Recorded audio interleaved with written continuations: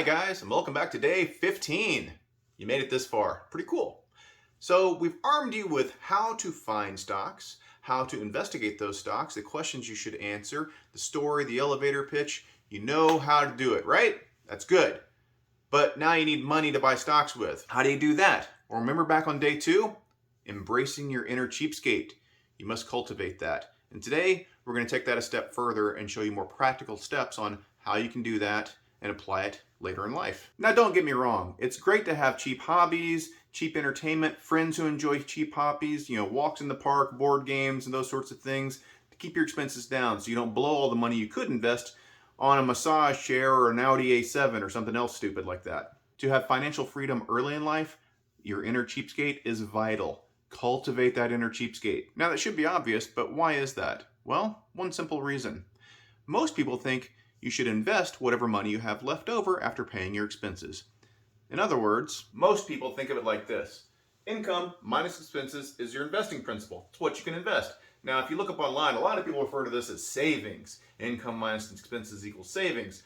I hate that. Savings implies you're just going to stick it under your mattress or put it in a shoebox or a savings account where you don't earn any interest. We want to earn compounded interest, right? It's investment principle. It's investment principle. The principle that you apply to your investments. Alright? Alright. Now that's how most people do it. We're going to flip this on its head. Ready? Quick math.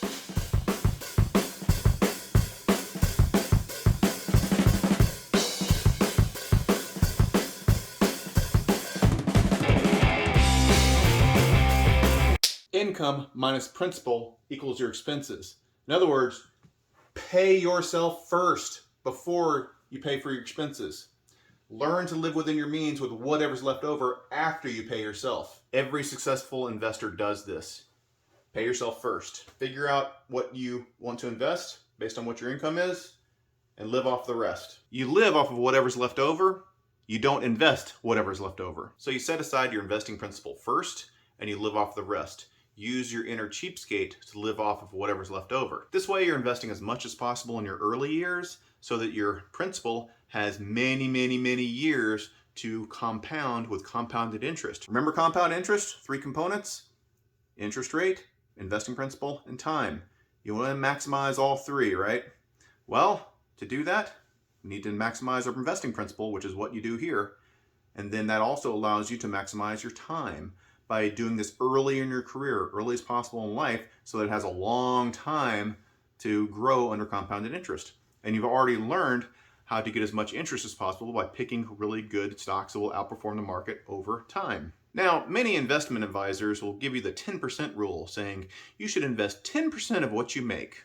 You can do that, but it's going to be a long time before you achieve financial freedom. Some slightly more realistic advice is to invest 20 or even 25% of what you make. That's better, but still, it'll take a long time. What do I suggest? Well, I'm looking back at what your mom and I did and what friends of ours have done that have managed to be financially free. And 50% is more reasonable. Basically, between the two of us, we lived off of one of our salaries and invested the other salary completely. In your case, you just live within your means until you find that partner that you can do that with, but you invest 50% of what you make. Now, yes, that's going to suck initially. That means, hey, I just graduated from college and I can't go out to the bars and restaurants. Yeah, you can't. You'll probably also need a roommate and you're going to be cooking at home. But here's the trick. The time you have left over by not going to those bars and restaurants and all this expensive entertainment, you can still have your cheap entertainment. You still cultivate your inner cheapskate, right? You have friends that do those same things, right? So you can still be entertained, but you're just not going to spend money to do it. And you will have more time left over to, number 1, invest in your career. The time you're not spending in the bars and restaurants and clubs and all that kind of stuff, you can be investing back into your career, making yourself a star employee. If you're a software developer, that may mean learning new languages, passing certification exams. If you're an actuary, that may mean passing actuarial exams. If you're a lawyer, that means putting more effort into your cases so that you win them. If you're a doctor, that means reading up on the latest literature. Whatever it is, you invest more time into your career. Secondly, it gives you more time to research your investment opportunities. You know those 10 questions and all that kind of stuff? Remember that one where you have to go through all of the competitors, numbers 5 and 6? That takes time.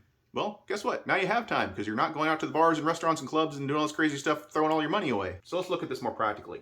Let's say you graduate from college and you get a job and a nice career in your career, making $40,000 a year after tax. Okay? You need to invest half of that right away. Invest that half, you live off of this half, right? How much is that per month? $20,000 per year divided by 12 months per year, you end up with $1,667 per month roughly. Now that's not going to give you a lavish lifestyle. If you live in Chicago, you're going to need a roommate to split the rent with, and then you're going to be living off of the rest, which doesn't give you much. You'll have enough for your train pass, groceries, maybe a little bit extra. That's about it, and that's fine. It's going to suck that first year, but what are you doing? You're pouring all of your time back into your profession, right? And by doing that, you're going to become a star employee. Why? You're going to show your boss that you are studying more, you're taking your career seriously, you're doing better than all your peers, and they're going to look at you and say, whoa, this is someone we can't do without. This is someone who's a star employee. I don't want to go without them. They're the future of the company. So what are they going to do? They're going to give you a big fat raise. Let's say $10,000 a year. But what if they don't give me a raise, Papa? You've invested a lot more time into your career, right? Well, then you're a much more valuable employee to someone else as well. You can jump ship and go somewhere else that will pay you that much. So now you're making $50,000 a year. $50,000 a year after tax, you can now invest $25,000, and you're living off $25,000, which per month is a lot better than you were doing.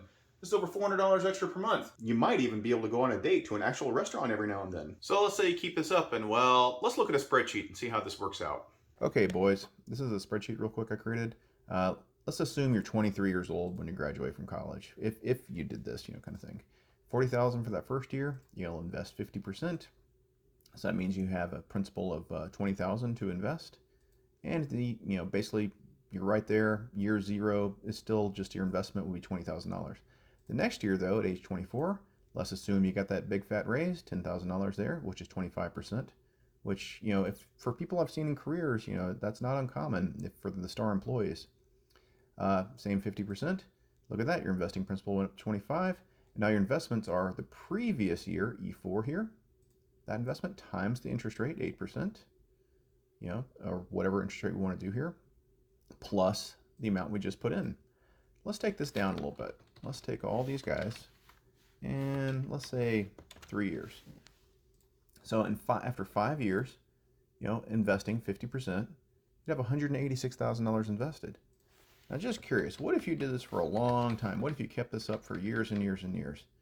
Now, I'm not saying you would do this, but just for the sake of fun here. Wow. That gets kind of crazy, huh? But then it also gets to be kind of crazy assumptions over here. I don't think your raise is going to be 25% a year every year. That's kind of unrealistic. So let's back that off. Let's say after, for the first 5 years, I can definitely see that. But for the next, if you keep on studying, keep up, doing crazy, putting yourself into your career. Oh yeah. So let's say these next 5 years, it's only 10% raises. And then after that, let's say it's something more in the range of like 5%. Okay, just for something that's more of a safe assumption. And this is something, you have people with 30-year professionals. This is the salary range of people who are, the top bosses in their careers and the top dogs. This can be definitely within reason depending on what your career is. These ranges are more reasonable, and it would boost very quickly in the early years because you're going to be the star employee. Look at that though over here. Wow. Let's say, what are you at 40 years old? 2.2 million. 41, 2.5. That's pretty good. Cross that 3 million threshold at 43 years old. 4 million threshold at 45. Geez, 5 million at 47. 6 million at 49. 7 like right around 50 something. It's pretty good when you're investing 50% this whole time. But is that sustainable? You don't have to keep doing this forever. You want to maximize how much you put in early in your career so that it has more time to grow. It also gives you more time to invest in your career and research stocks. It's a win-win. Here's the trick though. You don't have to do this forever.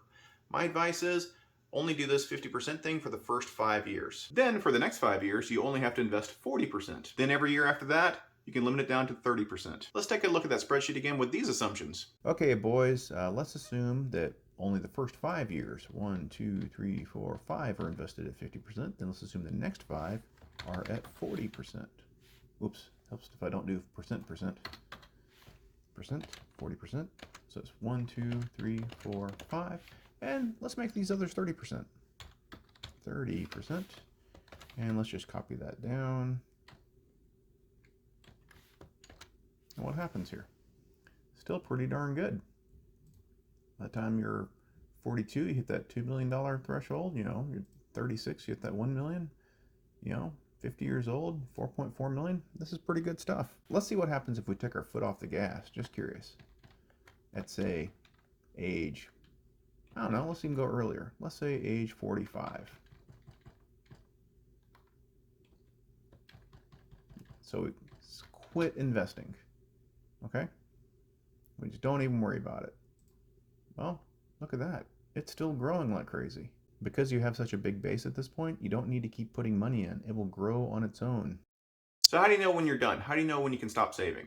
Well, my advice is you go until you have enough money to be financially free. To do that, a good rule of thumb is the 4% rule. That means you can live off of 4% of your nest egg, 4% of the money you have set aside. Well, how much is that? Well, you have to figure out how much you want to live off of, right? So let's say, as an example, you can live off of $100,000 a year, okay? Let's go to the whiteboard. This is your nest egg. You want to have 4% of your nest egg equal $100,000. You can just withdraw 4% a year, and you'll still have $100,000 every year. The cool things about your nest egg is it's going to keep growing in size, right? If you invest well, it should be growing by 8, 10%.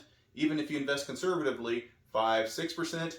So if you take out 4%, you still have growth that should beat inflation. That's the key. That's how 4% works. That's why it's 4%, not 10% or 1%. 4% is a good number for that. It's pretty safe.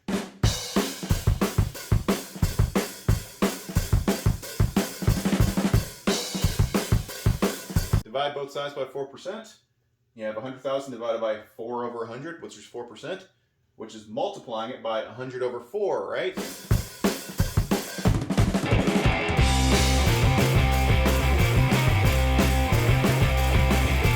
Yeah, drop some units. That's okay, right? You know what we're doing.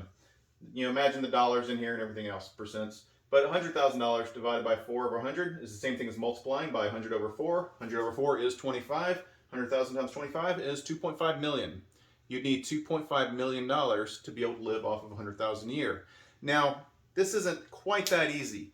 There are healthcare cost considerations. If you retire before Medicare age 65, there may be some issues there. There's also tax implications depending on what you're invested in. It gets more complicated, but this is good, what's known as a rule of thumb, the 4% rule. If you're approaching that, you can live fine off of the 4% of what you have. Then you can start taking a deeper dive and, okay, how much do I really need to have invested? Because you'll be in the ballpark. I had one former boss one time that was getting really close to this number, and he called it his go to hell fund. I call it a nest egg, but tomato. But he was looking at it not in terms of retirement, but in terms of freedom to work however he wanted without fear of being fired. If he had enough money set aside so that he didn't have to worry about the paycheck, then he could work however he wanted, and he thought that would be a lot more fun. I haven't worked with him since then. I probably should give him a call and see how he's doing on that. I know on LinkedIn he's still working and he posts things out there, and apparently he's doing really well. Probably because he has the freedom to be able to work however he wants without fear of being fired. Makes your job a lot easier when you don't have to worry about the paycheck. So let's get back to our inner cheapskate that's required for all of this to work. You have to cultivate your inner cheapskate. So your homework for today is to do just that.